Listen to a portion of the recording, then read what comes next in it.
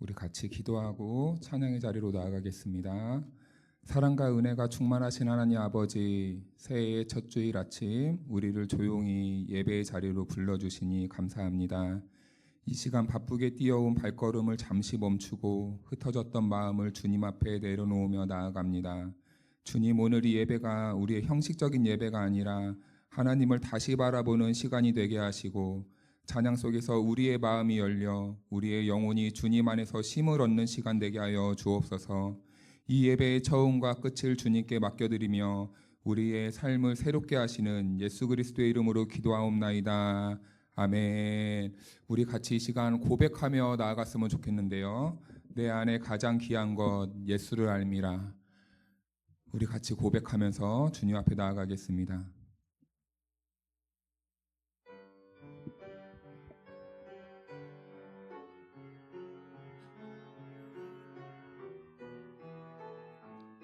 내 안에 가장 귀한 것, 내 안에 가장 귀한 것 예수를 알미라.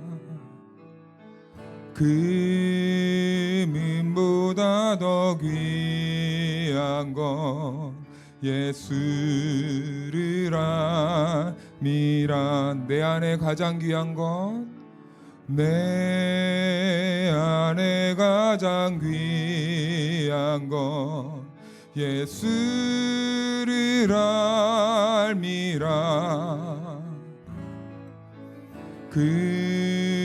금보다 더 귀한 것 예수를 알. 우리 한 번 더 고백할까요? 내 안에 가장 귀한 것, 내 안에 가장 귀 예수를 알미라.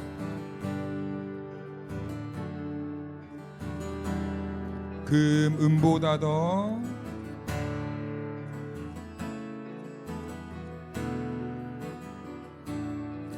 예수를 알. 예수의 이름, 예수의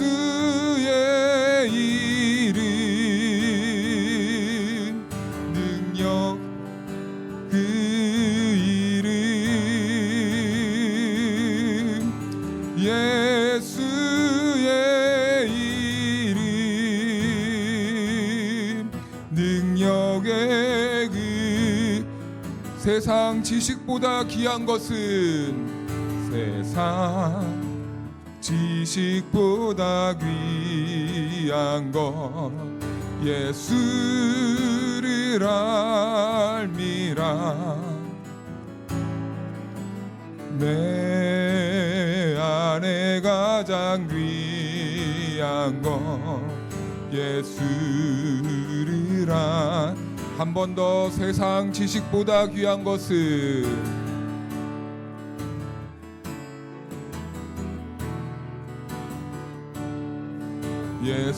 예수를 알미라. 아멘. 내 안에 가장 귀한 것 예수를 알. 예수의 이름, 예수의 이름, 존귀한 그 이름, 예수의 이름, 능력의 그 이름, 예수의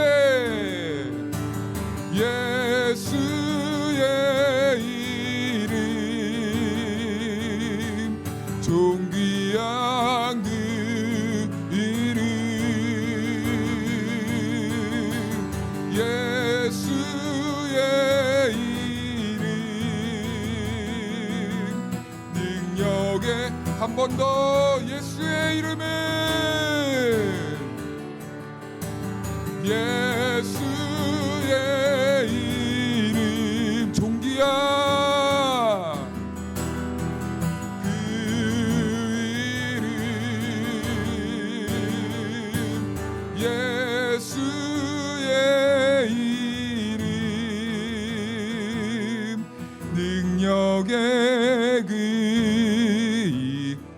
번 더 마음으로 고백할까요? 예수의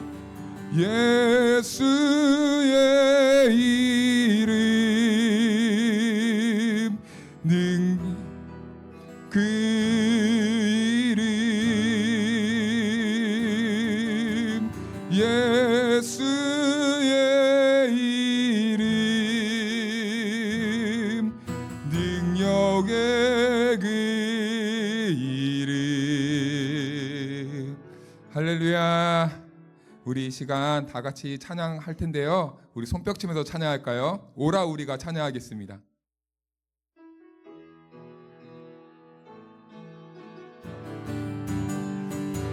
오라 오라 우리가 여호와의 산에 올라 하나님의 전에 이르자.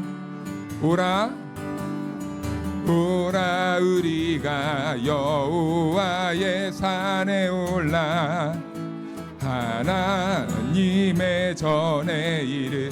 주님의 도를 배우고 주님의 도를 배우고 주님의 길로 행하리. 이는 율법이 시온에서 나오고 주의 말씀은 예루살렘. 오라 우리가 여호와의 산에 올라 하나님의 전에 이르자. 오라 우리가 여호와의 산에 올라 하나님의 전에 이르자. 주님의 도를 배우고 주님의 도를 배우고 주님의 길로 행하리. 이는 율법이 시온에서 나오고 주의 말씀은. 우리 한 번 더 찬양할까요? 오라 우리가 여호와의 산에 올라 하나님의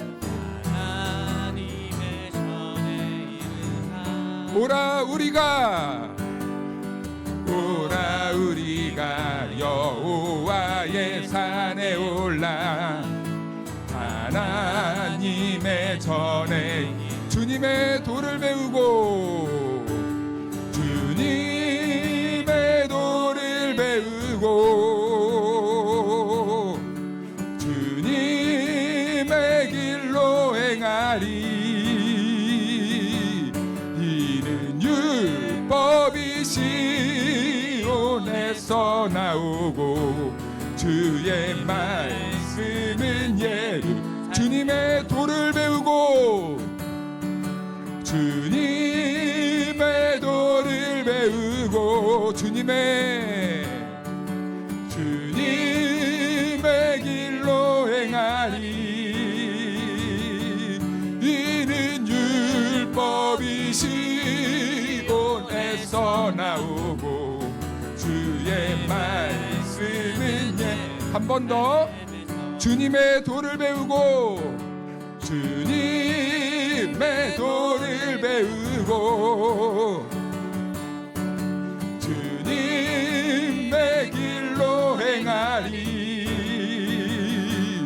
이는 율법이 시온에서 나오고 주의 말씀은 예루살렘에서 주의 말씀은 예루살렘. 한 번 더 주의 말씀은 예루살렘에서. 우리 하나님께 큰 감사와 영광의 박수 올려드립시다. 할렐루야.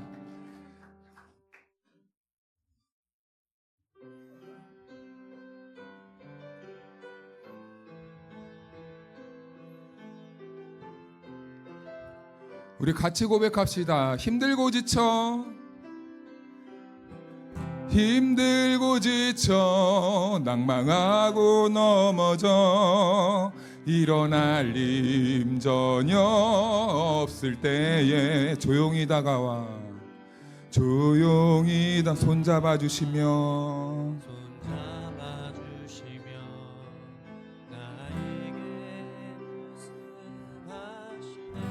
나에게 실망하며 내 자신 연약해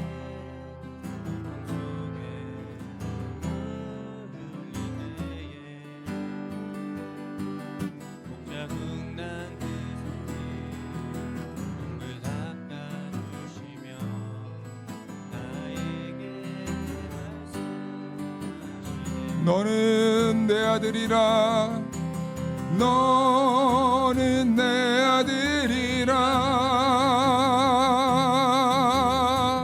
오늘날 내가 너를 낳도다 너는 내 아들이라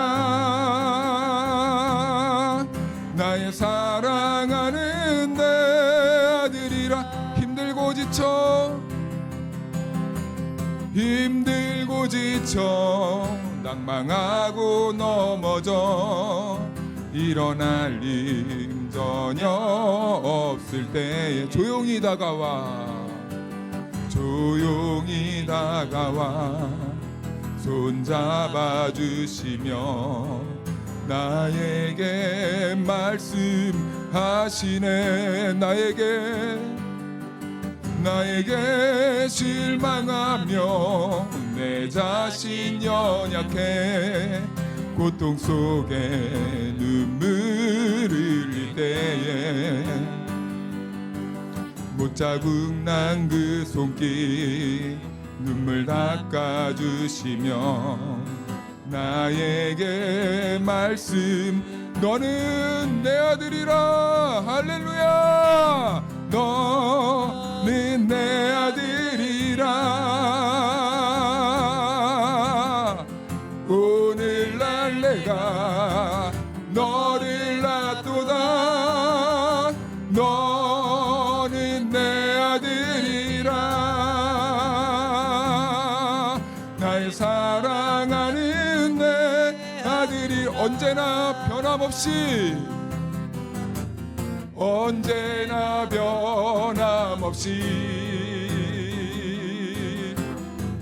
너는 내 아들이라 나의 십자가 고통 해산의 그 고통으로 내가 너를 낳았으니 언제나 변함없이 너는 내 아들이라 너는 내 아들이라 아멘 나의 십자가 고통 해산의 그 고통으로 내가 너를 낳았으니 너는 내 아들이라 오늘날 내가 너를 낳도다 너는 내 아들이라 나의 사랑하는 내 아들이라 나의 사랑하는 내 아들 나의 사랑하는 내 아들이라 나의 사랑하는 내 아들이라 우리 잠깐 기도로 나아갑시다. 하나님께서 오늘 우리들을 불러주셨습니다. 그런데 그 부르심의 조건이요 나와 너 모른다가 아니라 너는 내 아들이기 때문에 오늘 이 자리로 부르셨음을 하나님께서는 말씀해 주십니다. 오늘 그 하나님의 초청에는요 많은 의미가 담겨 있지만 단 한 가지 우리를 사랑하시기 때문이죠. 그 사랑의 하나님 앞에 우리가 마음을 다해 마음을 열고 우리의 온 전심을 다하여서 우리가 뭐든 할 수 있는 한 집중하여서 나아가시지 않겠습니까? 우리를 향해 두 팔 벌리고 있는 그 하나님의 품 앞에 우리가 망설이지 말고 주저없이 나아갑시다.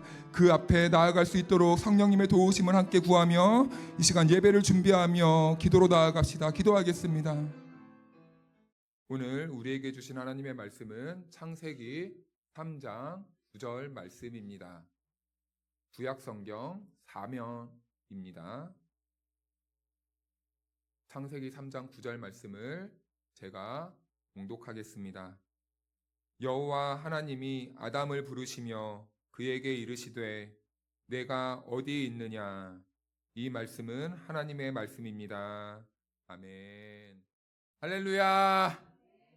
하나님의 은혜와 평강이 우리 모두에게 함께하기를 주님의 이름으로 축복합니다.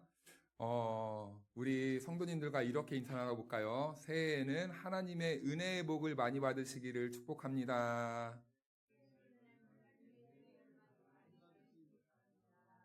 아멘. 네, 우리가 세상적인 복도 중요하지만 우리 그리스도인들에게 있어서 가장 중요한 복은 바로 하나님께서 주시는 은혜를 듬뿍 받는 것입니다. 그래서요, 세상 사람들은 물질이 많이 채워지고 원하는 것이 채워질 때 복받았다 말하지만 우리는 하루하루 주님과 동행하면서 주님이 주시는 은혜로 우리의 영혼을 차곡차곡 채워나갈 때 그것이 진짜 복인 줄로 믿습니다. 그러므로 사랑하는 여러분, 2026년에는 그 어떤 해보다 하나님의 은혜를 가장 갈망하시고 그리고 하나님의 말씀을 가장 많이 보셔서 하나님께서 주시는 은혜의 복을 충만하게 받으실 수 있도록 함께 기도하고 힘쓰는 저와 여러분들이 되기를 축복합니다. 오늘부터는요, 성경에서 나타난 이 하나님의 질문과 그리고 예수님의 질문 7가지를 주제로 시리즈 설교를 하려고 합니다.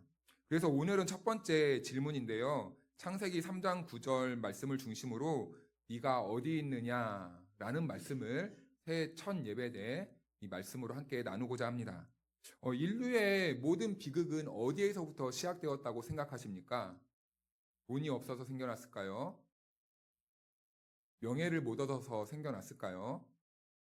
그렇지 않습니다. 인간이요, 제자리를 벗어나면서부터 인류의 모든 비극은 시작되었다라고 성경은 말씀하고 있어요.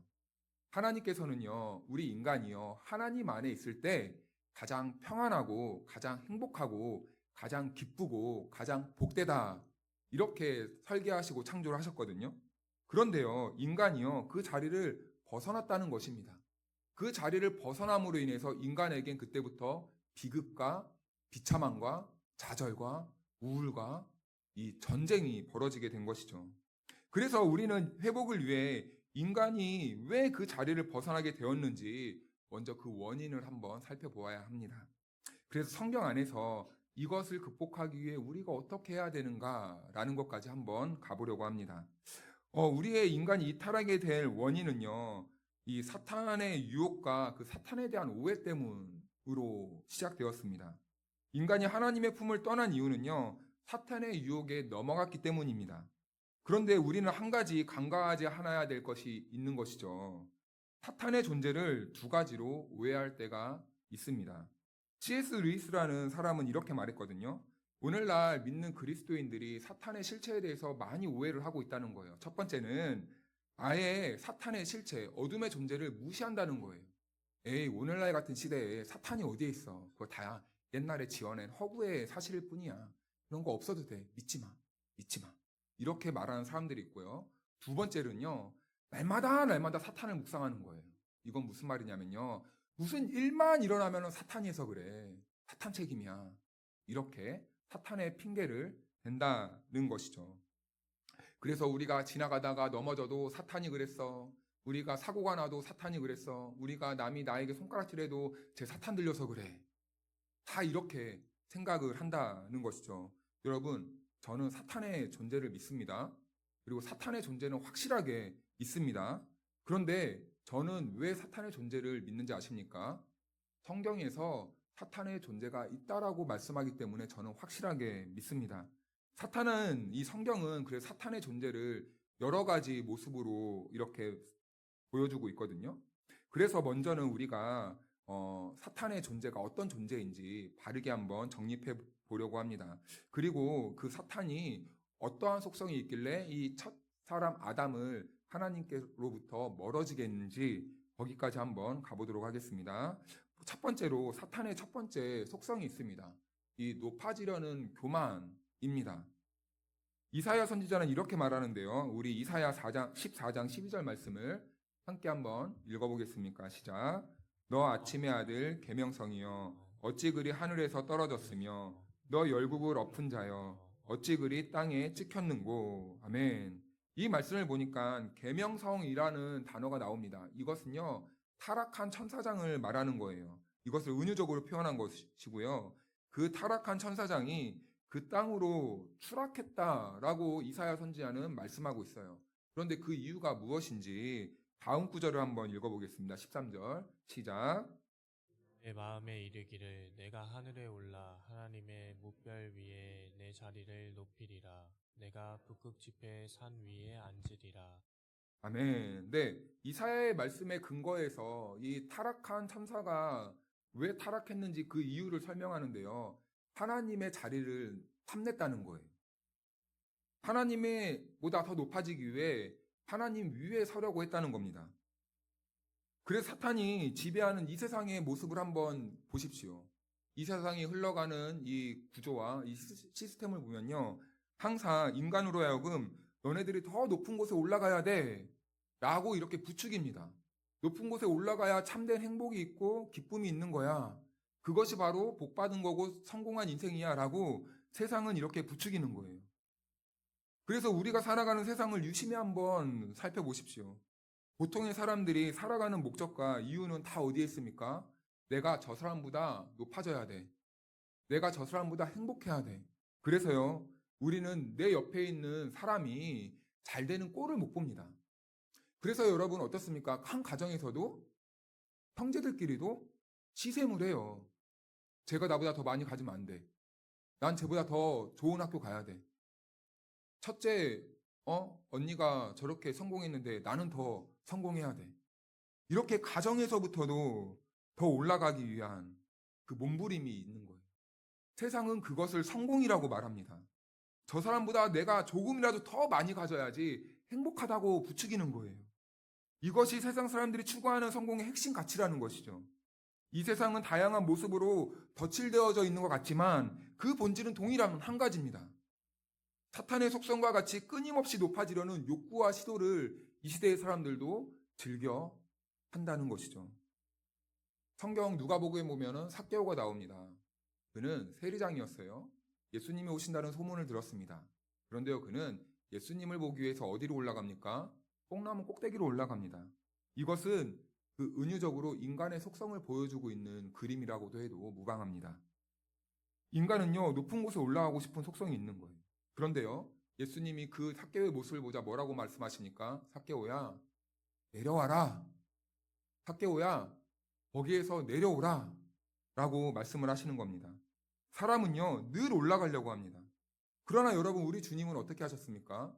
우리 인간, 세상 속에 살아가는 인간은 늘 올라가려고 하는데 우리 예수님은 높은 곳에서 낮은 곳, 가장 천한 곳, 이 세상에서 자기 모든 보좌와 영광을 버리시고 성육신 하셨다는 겁니다. 이렇듯 기독교의 본질은요, 가장 낮은 곳으로 우리의 마음과 몸을 이동시키는 거예요. 그러나 사탄은 그렇지 않다는 겁니다. 계속 높아져야 된다고 말해요. 예수님과 반대로 말하는 겁니다. 내가 최고여야 된다고 말하는 거예요. 당신이 최고여야 된다고만 말하는 겁니다. 당신만 돋보여야 된다고 말을 하는 거예요. 당신이 이 세상의 주인공이 꼭 되어야 된다고 말을 하는 겁니다. 이것이요, 사탄이 부추기는 우리 인간 안에 있는 탐욕을 부추겨서 교만하도록 만들어가는 길이라는 겁니다. 그리고 사탄의 두 번째 속성이 있습니다. 거짓말입니다. 우리 요한복음 8장 44절 말씀을 다 같이 한번 읽어보겠습니까? 시작. 너희는 너희 아비 마귀에서 났으니 너희 아비의 욕심대로 너희도 행하고자 하느니라. 그는 처음부터 살인한 자요 진리가 그 속에 없으므로 진리에 서지 못하고 거짓을 말할 때마다 제 것으로 말하나니 이는 그가 거짓말쟁이요 거짓의 아비가 되었음이라. 아멘. 여기에 중요한 대목이 있습니다. 거짓말을 말할 때마다 제 것으로 말하나니. 사단은 하나님의 말을 하는 것처럼 보이지만 결국엔 누구 말을 하는 거예요? 자기 말을 한다는 겁니다. 이게 여러분 참 무서운 거예요. 그래서 사탄은요, 거짓말을 할 때 자기 생각, 자기 기준에서 하나님의 말을 하는 것처럼 한다는 겁니다. 대표적으로 아담을 무너뜨릴 때 사탄은요, 하나님의 말씀으로 하지 않았어요. 하나님의 말씀을 뒤틀어서 자기 생각을 전합니다. 하나님이 정말 그걸 먹으면 죽는다고 했어? 그런데 그것을 하나님이 말한 것처럼 말한다는 것이 문제인 것이죠. 그래서 여러분, 우리도 조심해야 됩니다. 우리도 자기 주장을 하기 위해 성경의 말씀을, 하나님의 뜻을 내 말의 근거로 사용할 때가 있습니다. 대개 이런 경우는요, 자기 주장을 누군가에게 관철시키려고 할 때, 이해시키려고 할 때, 설득시키려고 할 때, 내 주장이 맞다고 주장하고 싶어 할 때, 자기 생각에 뒷받침되는 하나님의 말씀을 여기저기서 떼와다가 하나님의 이렇게 말씀은 이랬어 하면서 자기 주장을 계속 주의시키는 것이죠. 먼저 내 중심과 내 의도가 하나님과 이웃사람과 공동체를 위한 것인지 따지기보다요, 일단 내 자존심이 허락이 안 되는 거예요. 내가 어떻게 저 사람을 이겨야 되지? 그러니까 하나님의 말씀으로 자기의 주장을 덧칠하는 겁니다. 거짓말하는 겁니다. 하나님의 말씀으로 거짓말하는 거예요. 좀 제가 이런 표현 해서 죄송하지만 사기치는 겁니다. 그런 사람들의 이 신앙의 언어를 가만히 들어보면요, 다 태가 나요. 그래도 어떡합니까? 그냥 속아 넘어가 주는 것이죠. 우리는 그래서 항상 하나님의 생각보다 내 주장이 앞서려고 하는 태도를 버려야 돼요. 이것은 사단이 우리의 교만을 부추기고 거짓말하도록 유도하는 행위입니다. 그래서 우리는 가장 먼저 하나님이 이 상황에서 내가 어떻게 하길 원하시는가, 이걸 먼저 바르게 정립하고 우리는 서로에게 하나님께서 내가 이런 음성을 들었습니다 라고 말할 수 있어야 되겠죠. 그리고 사탄의 세 번째 습성이 있습니다. 바로 고발과 정죄하는 역할을 합니다. 우리 요한계시록 12장 10절 말씀을 한번 보시겠습니까? 내가 또 들으니 하늘에 큰 음성이 있어 이르되 이제 우리 하나님의 구원과 능력과 나라와 또 그의 그리스도의 권세가 나타났으니 우리 형제들을 참소하던 자 곧 우리 하나님 앞에서 밤낮 참소하던 자가 쫓겨났고. 아멘. 우리 옆에서 형제들을 참소하던 자라고 말합니다. 사탄은요, 우리 옆에 와가지고요, 계속 어떤 일을 하냐면요, 우리를 고발해요.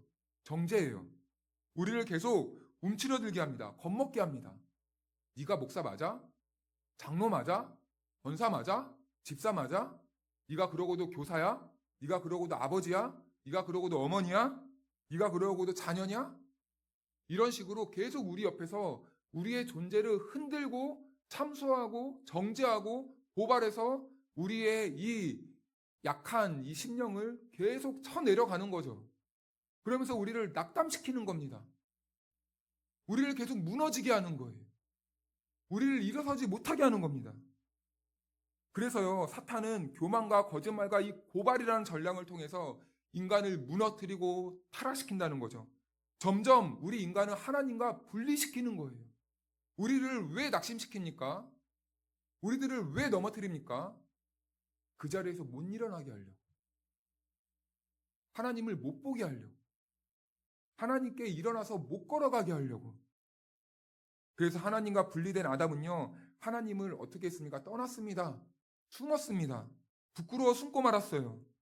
그리고 그는 수치를 알게 되고 인생의 저주가 들어오게 되는 겁니다. 이렇게 되자 인간과 하나님의 행동이 각각 다르게 나타나는데요.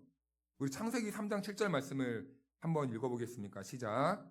예, 그들의 눈이 밝아져 자기들이 벗은 줄 알고 무화과 나무 잎을 엮어 치마로 삼았더라. 아멘. 네, 사람은요, 이 드러난 이 실체를 숨기기 위해 어떻게 했냐면 이 무화과 나무 잎으로 옷을 만들어 입었다는 거예요. 수치를 가리기 위해. 그런데요, 그 나뭇잎으로 만든 이파리가 어떻게 됩니까? 햇빛을 받고 마르다 보면 부스러지게 됩니다. 사라지게 돼요. 영원하지 않아요. 결국엔 다시 수치가 드러나게 됩니다. 그런데요, 우리 하나님께서는 인간을 그래도 사랑하셔서 우리 인간의 수치를 가려주기 위해 어떻게 하셨습니까? 한 동물을 희생시켜서 그 희생시킨 동물의 가죽을 벗겨 우리 인간의 수치를 가려주었다는 거죠. 그런데 이 옷을 신약에서 말하니까 바로 예수 그리스도로 우리들에게 옷 입혀주셨다라고 이렇게 말을 하는 겁니다. 그래서요, 우리는 그 예수 그리스도로 옷 입은 하나님의 자녀라는 거예요.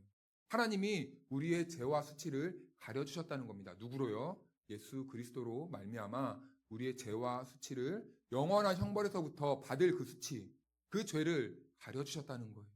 그래서 우리는 예수 믿는 우리는 우리 안에 예수 그리스도와 함께 동행함으로 항상 그 예수 그리스도를 바라볼 때마다 우리는 무엇을 기억해야 됩니까? 맞아, 나는 죄인이었지. 그런데 여기서 사단은요, 맞아, 넌 죄인이야.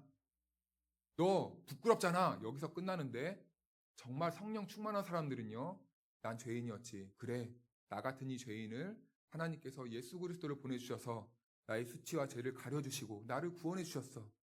그러니까 나는 정말 복된 존재야 라고까지 나아갈 수 있게 되는 것이죠. 그래서 우리는 그 예수 그리스도를 바라볼 때마다 늘 하나님의 사랑과 은혜를 묵상할 수 있게 되는 것입니다. 그런데요, 하나님은 그런데 이 아담은 오해했다는 것이죠. 그래서 이 아담은 하나님을 두려워서 숨습니다. 그런데 참 희한하죠? 하나님은 그런 숨어있는 아담에게도 찾아오셨다는 겁니다. 그리고 질문합니다. 네가 어디에 있느냐? 네가 지금 어디에 있니? 이것은 아담이 어느 위치에 있는지 몰라서 물어보는 걸까요?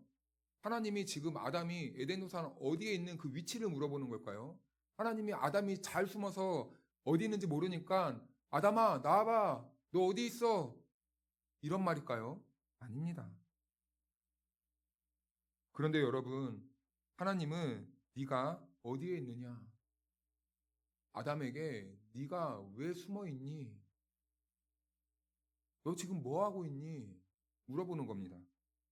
이 질문이 그런데요, 오늘 저와 여러분들에게 관계가 없는 질문이 아니라는 겁니다.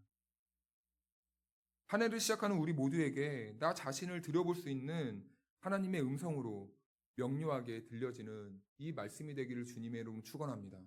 네가 어디에 있느냐? 그래서 이 질문은 우리의 심령의 상태와 무관한 질문이 되어서는 안 돼요. 하나님께서는 이렇게 질문하는 이유는 우리를 정죄하거나 추궁하기 위한 목적이 아닙니다. 우리를 향한 회복과 소망을 전제로 하시고 아담아, 네가 어디에 있니?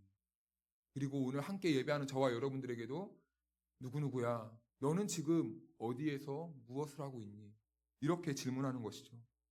여기에는 하나님의 질문에는 두 가지 의도가 숨겨져 있습니다. 첫 번째는 지금 그의 상태가 어떠한 상태인지를 고발하는 것이고, 그리고 두 번째는 그 자리에서 일어나서 하나님께로 빨리 돌아와라 라는 이 의도가 있는 것입니다. 만약 아담이 질문 앞에서 하나님 잘못했습니다. 제가 잠시 실수해서 눈이 어두워져서 하나님이 하신 명령을 듣지 못했습니다. 잊어버렸습니다. 용서해 주십시오 라고 대답했다면 아담은 살았을 것입니다. 그런데 그는 안타깝게도 불행한 대답을 하게 되죠. 우리 그의 대답을 한번 들어볼까요? 10절 말씀을 한번 같이 읽어보겠습니다. 시작. 이르되 내가 동산에서 하나님의 소리를 듣고 내가 벗었으므로 두려워하여 숨었나이다. 아멘. 제자리를 이탈한 인생의 비극은 바로 여기에서부터 시작되었다는 거예요. 아담은 자신이 있어야 하는 자리를 벗어났어요. 하나님의 소리를 듣고 두려워 숨었나이다. 그 자리는 어디입니까? 하나님의 말씀이 있는 자리였어요. 하나님의 통치가 있는 자리였습니다. 그런데 그는 자신의 수치와 결국엔 부끄러움과 이 불순종으로 인해 있어야 될 자리를 이탈했다는 것이죠. 혹시 우리 가운데 아담과 같은 상태에 있는 성도님들이 있다면 우리는 빨리 그 자리에서 벗어나야 됩니다. 하나님의 말씀이 있어야 되는 자리가 아닌 하나님의 말씀이 없는 자리, 죄의 자리, 그 자리에 있다면 우리는 빨리 그 자리에서 벗어나야 하는 것입니다. 도망쳐야 합니다. 왜냐하면 그 자리는요, 우리가 죽는 자리이기 때문입니다. 사망의 자리예요. 우리는 사망의 자리에 머물러 있으면 안 됩니다. 우리는 네가 어디 있느냐? 이 음성을 듣고 빨리 돌이켜서 주님께로 돌아와야 하는 것이죠. 그래서 하나님은 인간의 소생과 회복을 위해 아담에게 물으셨던 거예요. 네가 어디 있느냐? 네가 어디 있느냐? 오늘 하나님께서는 저와 여러분들에게도 동일하게 질문하십니다. 네가 지금 어디 있느냐? 너의 마음은 어디 있느냐? 너의 삶의 자리는 어디 있느냐? 여러분은 지금 어디에 있으십니까? 어떤 상태에 있으십니까? 이 질문을 드리면 항상 그냥 의례적인 질문이겠지. 형식적인 질문이지. 그냥 목사가 그냥 앞에서 하나님의 말씀이 있는 거니까 그냥 그걸로 괜히 하는 말이지. 그렇게 들어서는 안 되는 것입니다. 오늘 하나님의 말씀은 살아있고 활력이 있고 운동력이 있는 말씀입니다. 이 말씀은 과거의 말씀이 아니라 오늘 저와 여러분들에게 주시는 하나님의 분명한 메시지입니다. 그래서 우리는 이 말씀 앞에서 어떻게 됩니까? 내 자신을 돌아봐야 됩니다. 성찰해야 됩니다. 말씀으로 우리의 자신을 깨트려야 합니다. 하나님께 돌아와야 합니다. 그래서 하나님께서는요, 우리를 회복시키고 살리기 위해 오늘 저와 여러분들을 이 예배 자료로 부르신 거예요. 그리고 우리들에게 질문하는 겁니다. 그리고 나를 부르시고 찾아오신 겁니다. 그리고 우리에게 말씀하시는 거죠. 네가 지금 어디 있느냐? 아담은 어떻게 대답했습니까? 그가 한 대답 속에서 나타난 세 가지의 태도와 우리 인간의 실존적인 증상을 한번 살펴볼까요? 첫 번째 증상은요, 바로 두려움입니다. 아담은 이렇게 말하는 거죠. 이르되 내가 동산에서 하나님의 소리를 듣고 내가 벗었으므로 두려워서 숨었나이다. 이렇게 말씀합니다. 아담은 두려워라고 대답했던 거예요. 사랑하는 성도 여러분, 하나님을 떠난 인간의 두려움은 제자리를 떠난 인간의 영원한 고뇌이며 영원한 질병입니다. 하나님을 떠났기 때문에 평안이 사라졌어요. 그래서 두려움이 생기는 겁니다. 하나님 안에 있는 성도들은요, 그래서 두려움이 없어요. 세상이 아무리 나를 짓누르고 억압하고 세상에 큰 장벽이 있어도 우리는 그러한 장벽 앞에서, 두려움 앞에서 극복할 수 있는 거예요. 왜요? 하나님이 나와 함께 하시니까. 그래서 괴테라는 사람은 이렇게 말합니다. 인간의 근본적인 불행은 두려움에 있다. 우리가 불행한 이유는요, 모든 것에 대한 두려움이에요. 다른 말로 염려죠. 난 어떻게 될까? 내 인생은 앞으로 어떻게 펼쳐질까? 나는 앞으로 무엇을 먹고 살아야 될까? 인생에 대한 모든 염려가 결국엔 우리를 두려움으로 가다 넣는 겁니다. 사냥꾼들의 말을 들어보면요, 토끼 사냥이 가장 쉽다고 합니다. 저는 해보지는 않았는데요, 그냥 글로만 들었습니다. 사냥꾼들이 토끼 사냥을 할 때요, 이 겨울철에 눈이 내린 후에 눈이 쌓여 있을 때 토끼 사냥을 하러 간대요. 그러면 하늘에 대고 이렇게 총을 탕 쏜다고 합니다. 그럼요, 토끼는 겁이 많대요. 그래서 그 소리를 들으면은요, 다 숨어있던 토끼들이 후사닥 나온다고 합니다. 그럼요, 가만히 이 사냥꾼들은 그걸 지켜보고 있다가 발자국만 차곡차곡 따라간대요. 그런 토끼의 체력은요, 굉장히 저질이라고 합니다. 얼마 못 간대요. 그래서 그 길을 탁탁탁 따라가다 보면요, 얼마 안 가서 토끼가 딱 머리를 박고 있대요. 왜 머리를 박고 있을까요? 그게 숨는 거랍니다. 왜요? 눈 속에 머리를 탁 파묻으면은 시야가 가려요. 그럼 이제 단단히 숨었다 라고 이렇게 생각한다는 거죠. 그러다 어떻게 됩니까? 거기에 사냥꾼의 손이 훅 들어오고 뒤가 잡혀서 죽음으로 끌려가는 겁니다. 그런데 여러분, 잘 한번 생각해 보십시오. 꼭 이 모습이 하나님을 떠난 인간들의 모습인 것 같지 않습니까? 사탄은요, 우리의 눈만 가리는 거예요. 영적인 눈을 가리는 겁니다. 영적으로 눈을 뜨지 못하게 해요. 계속 세상의 것으로 우리의 눈을 가립니다. 하나님을 보지 못하게 계속 우리를 탐욕의 삶으로, 우리를 욕망의 삶으로 이끌어 드리는 거예요. 그래서 지금 내가 하나님과 멀리 있다고 절대로 생각하지 못하게 하는 것이 사탄이 하는 일이라는 거예요. 그래서 여러분, 아니야, 나는 그럼에도 불구하고 하나님과 지금 꽉 붙어 있어.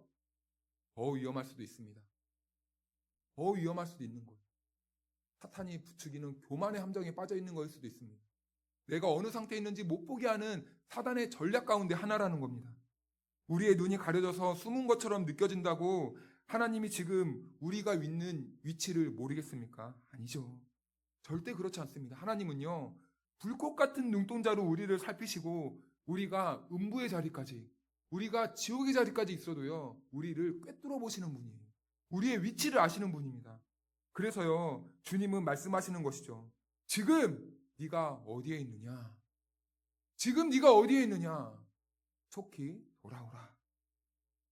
아담은 자신의 진심을 들켰습니다. 그래서 그는 사탄이 주는 두려움에 붙잡혀 있는 거예요.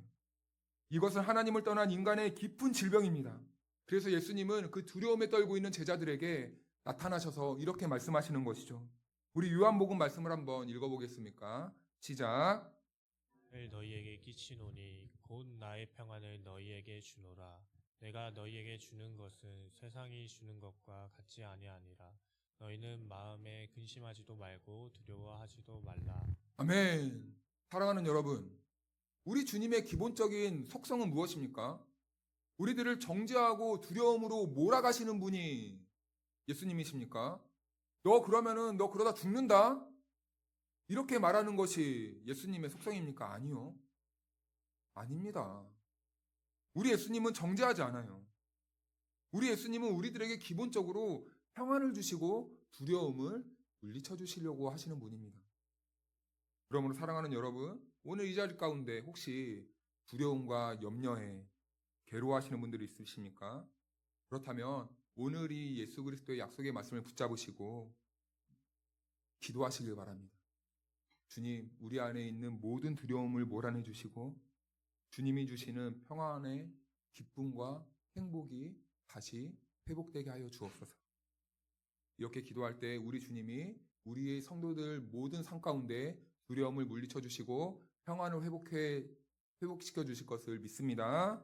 그리고 두 번째 이 증상이 있는데요. 내가 벗었으므로 라고 말합니다. 10절에 아담은 이렇게 말합니다. 내가 벗었으므로. 그런데요, 아담은요, 이전에 옷을 입고 있었습니까? 이전부터 벗고 있었어요. 그래서 하나님이 물으시는 거죠. 누가 너에게 벗은 것을 말해주었니?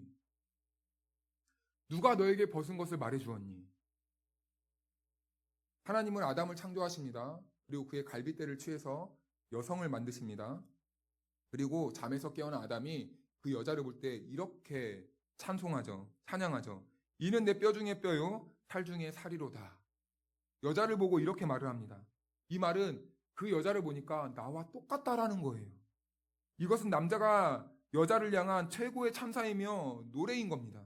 그래서요, 부부란 무엇입니까? 바로 저 아내가 나입니다. 라는 것이 바로 이 부부 관계예요. 그런데 문제는요, 당신이 나와 같을 때는요, 아무 문제가 없어 보였어요. 부끄러움이 없었습니다. 그런데요, 이 죄가 들어오니까 문제가 생겼다는 거예요. 서로에 대한 관계가 끊어졌다는 겁니다. 부끄러워지기 시작하는 거예요. 둘 사이에 무언가 분리되고 깨어진 것입니다. 이제는 내가 아니라 당신은 나와 상관없는 분리된 존재, 남이라는 거예요. 여기에서부터 둘 사이에 불행이 시작하는 겁니다. 당신이 나일 때는 행복했어요. 그런데 이제는 남이 되니까 불행해지는 거예요. 서로를 바라보는 시선이 나와 남으로 바뀌게 된 것입니다. 그런데 죄로 인한 우리의 눈이요, 다 그렇게 병들었다는 거예요. 타인을 하나님의 형상으로 바라보는 눈을 잃어버렸습니다. 사랑의 대상으로 바라보아야 하는 눈을 잃어버렸다고요. 하나님을 하나님으로 바라보아야 하는 눈을 우리가 잃어버렸다는 겁니다. 인류의 타락과 함께 우리의 모든 눈이 병들어서요, 이 세상에는요, 이 인류에는요, 비극이 일어나기 시작한 거예요. 볼 것을 보지 않고 보지 말아야 할 것을 보는 이상한 눈을 가지게 된 겁니다. 그러니 서로를 바라볼 때 어떻게 바라봅니까? 불신의 눈으로 바라보는 거예요. 째려보는 거예요. 그래서 하나님을 신앙하는 우리 성도들은요, 성경의 렌즈를 통해서 왜곡된 시선을요, 교정해야 되는 겁니다. 하나님을 제대로 볼 수 있는 눈으로 정확하게 시력을 교정해야 돼요. 그러므로 성도는요, 우리의 영적 시력을 교정해주는 말씀에 붙잡아야 생명을 얻을 수 있게 되는 것입니다. 그래서 우리의 인생은 바뀐다는 것은요, 결국 우리의 시선, 눈을 바꾸는 싸움이에요. 그래서 거듭남이란 무엇입니까? 우리의 시선이 바뀌는 것을 거듭남이라고 생각합니다. 말합니다. 지금까지는 세상을 바라봐 왔는데 이제는 내가 세상이 아닌 살아계신 하나님의 나라를 봅니다. 이것이 바로 거듭난 사람들의 삶의 달라진 형태, 모습 아닙니까? 다윗은요, 어려서부터 말씀에 붙잡혔습니다. 그러나 그는요, 인생의 최정점에 올라갔을 때, 최정상에 올라갔을 때, 가장 높은 곳에 올라갔을 때 영적인 눈이 어두워져서 분별할 수 없게 된 순간을 경험합니다. 바로 밧세바 사건을 통해서 그는 교만한 상태에서 인생이 무너지는 경험을 하게 되는 것이죠. 자기가 가진 권력으로 자기 부하의 것을 착취하는 모습을 보입니다. 그 이후에 그는 시를 한 편 짓는데요. 이렇게 고백합니다. 내가 모태에서 태어날 때부터 죄악 중에서 출생하였습니다. 내가 날 때부터 죄인이었습니다. 이렇게 고백하죠. 다윗은 철저하게 자기 자신을 들여다본 겁니다. 내 안에는 선한 것이 없구나. 내 안에는 의로운 것이 없구나. 자기 자신을 돌아보게 되고 자기 자신이 그런 존재였다는 것을 깨닫고 시편에서 이렇게 고백하는 거죠. 그리고 그는 이 절망으로부터 구원해 주실 분은 누구인가? 아, 메시아가 빨리 오셔야 되는구나. 나는 이 메시아를 바라보게 되는 은혜를 경험하게 됩니다. 드디어 다윗의 시선이요, 자기 권력에서 그리스도를 바라보는 이 시선으로 바뀌게 되었던 것이죠. 이 사실을 깨달은 다윗은요, 시편에서 이렇게 노래합니다. 시편 40편 3절 말씀인데요. 새 노래, 곧 우리 하나님께 올릴 찬송을 내 입에 두셨으니 많은 사람이 보고 두려워하여 여호와를 의지하리로다. 아멘. 그의 시선이, 그의 관점이 달라졌던 거예요. 다윗은 깊은 죄악 중에 하나님을 바라보았습니다. 하지만요, 첫사람 아담은 그렇지 않았습니다. 그의 눈은 영원히 병들게 되었습니다. 그래서 생겨나는 증상이 나타나는데요. 첫 번째로는요, 책임을 전가하는 이 모습을 보입니다. 우리 11절, 12절 말씀을 한 절씩 교독하겠습니다. 이르시되 누가 너의 벗음을 내게 알렸느냐? 내가 내게 먹지 말라 명한 그 나무 열매를 네가 먹었느냐?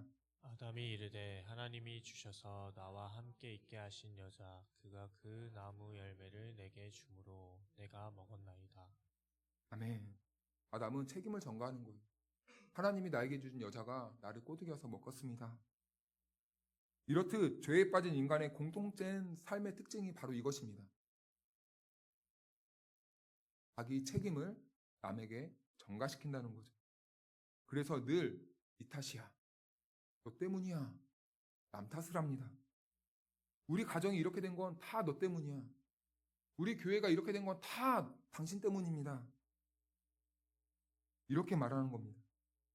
그러면서 결국은 어디까지 가냐면 하나님 당신 때문에 우리가 이렇게 됐습니다. 하나님은 뭐 하셨길래 우리가 이렇게 깨질 때까지 내버려 두셨습니까? 라고 따지는 겁니다. 교만이죠. 말도 안 되는 소리를 하는 겁니다. 그러자 말이 안 통하자 하나님은요, 아담이 아닌 하와에게 말합니다. 너는 왜 그랬니? 하와는 뭐라 말합니까? 뱀이요. 뱀이요. 인류의 평화가 깨지는 이유가 무엇입니까? 가정이 깨지는 이유가 무엇입니까? 공동체가 깨지는 이유가 무엇입니까? 다 당신 때문입니다. 이럴 때 가정, 공동체는 깨지기 시작하는 겁니다. 그래서 우리는요, 남 탓을 하면 안 돼요. 우리는요, 남 탓을 하는 게 아니라 책임지는 자리에 머물러야 됩니다. 여러분, 우리는 책임지지 않는 지도자 때문에 우리 나라가 망하게 될 뻔한 이 시기를 겪었습니다. 책임지지 않는 그 지도자 때문에. 우리 인간, 죄에 빠진 사람들의 본성이 그렇다는 겁니다. 책임지지 않아요.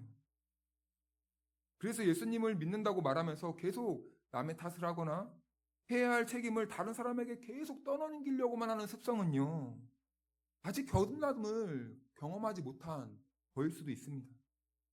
우리가 거듭났다면 죄의 자리에서 머무는 사람이 아니에요. 그 죄 앞에서 책임있게 행동합니다. 반드시 그 자리에서 벗어나려고 몸부림칩니다.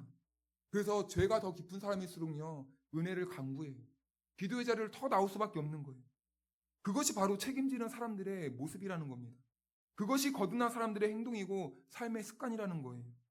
그래서 예수님은요, 책임을 전가하는 인류를 구원하기 위해 어떻게 하셨습니까? 너의 죄는 다 내 것이야.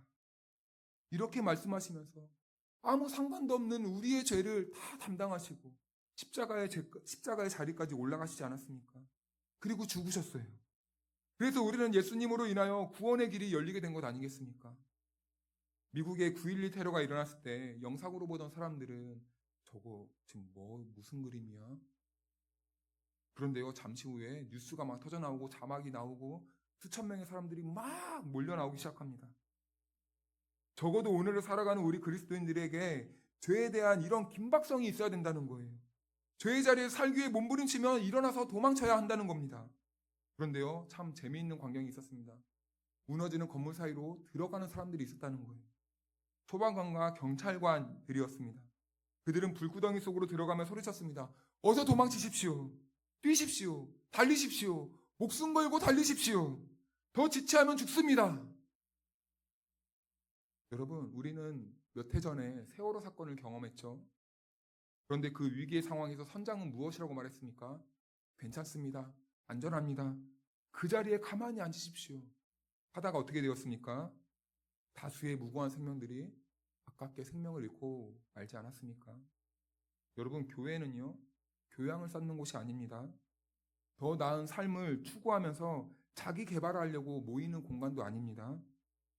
교회는요, 내가 영원히 죽느냐, 사느냐의 문제로 씨름하면서 몸부림치는 자리입니다.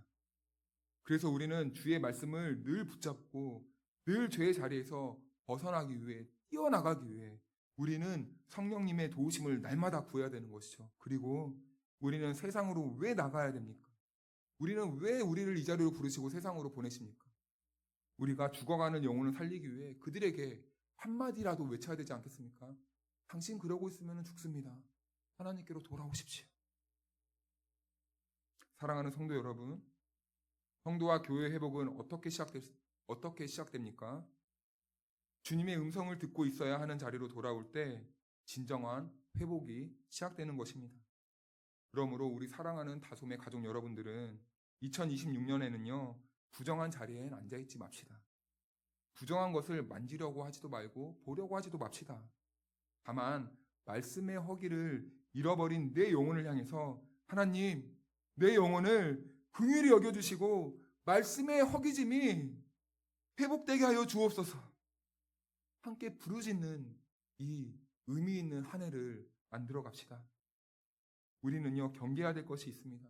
십자가가 없는 신학, 십자가 정신이 사라진 교회, 반성과 회개가 없는 말씀의 삶으로부터 우리는 깨어나서 벗어나야 한다는 것입니다. 예수님의 보혈과 능력이 없는 복음으로부터 우리는 벗어나야 합니다. 이 땅이 망가지고 무너져버린 그리스도의 영광스러운 몸이 우리 다솜교회 안에서부터 시작되는 성령의 새바람으로, 그리고 순종하는 우리와 교회를 통해서 우리의 영혼과 가정이 살아나고 우리가 나아가는 직장이 회복되고 우리의 이 생목동, 이 온 동네가 회복되는 한 해가 되기를 주님의 이름으로 축원하고 축복합니다. 우리 다 같이 일어나서 찬송하겠습니다. 주님 말씀하시면 우리 믿음으로 고백하겠습니다. 여호와는 내게 복을 주시고 너를 지키시기를 원하며 여호와는 그의 얼굴을 내게 비추사 은혜 베푸시기를 원하며 여호와는 그 얼굴을 내게로 향하여 드사 평강 주시기를 원하노라. 아멘.